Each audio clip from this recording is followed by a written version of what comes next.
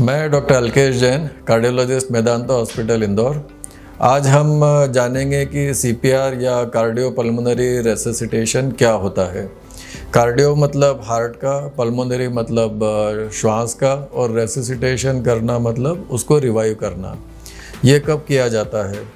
यदि कोई पेशेंट को अचानक हार्ट अटैक हो, कार्डियक अरेस्ट आ जाए, जब हार्ट की पंपिंग होना बिल्कुल बंद हो जाए, उस कंडीशन में हम हार्ट को कैसे रिवाइव कर सकते हैं और सीपीआर क्यों करते हैं, कैसे करते हैं, उसके बारे में आज हम थोड़ी जानकारी सीखेंगे।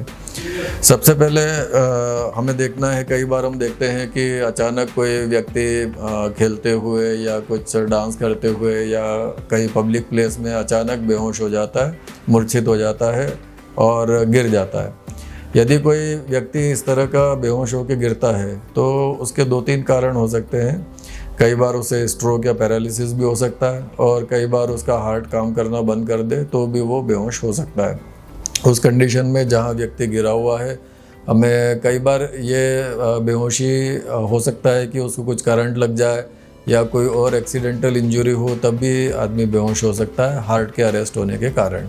तो हमें सबसे पहले देखना है कि जब वो व्यक्ति कहीं लेटा हुआ है तो सबसे पहले उसके आसपास वो सुरक्षित जगह है या नहीं है।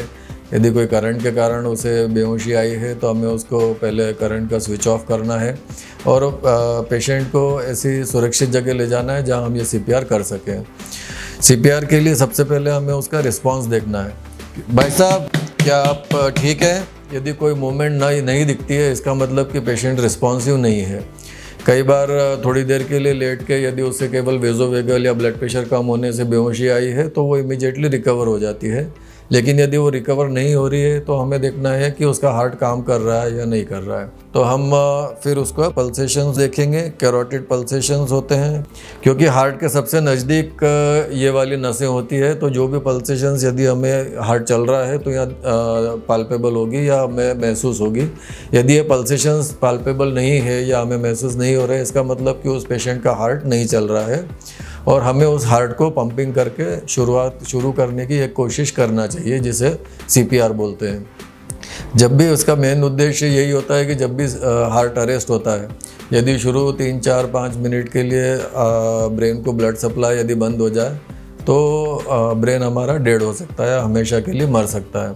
उसके बाद मान लो कभी उसका हार्ट चलना शुरू भी हो जाए तो भी वो व्यक्ति किसी काम का नहीं रहता यदि उसका ब्रेन काम नहीं कर रहा है।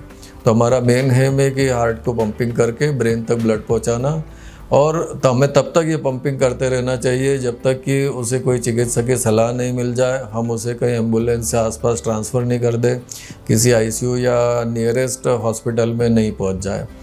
और ये सीपीआर हमें तब तक करते रहना चाहिए, पूरी कोशिश करना चाहिए। इस सीपीआर से कई मरीजों की जानें बची है और बच भी सकती है, और इसकी ज़रूरत हमें कहीं भी लग सकती है, और हो सकता है हमारे नियर डियर या किसी रिलेटिव को भी ये घर में ज़रूरत पड़ जाए। तो इसलिए सीपीआर हर व्यक्ति को आना चाहिए।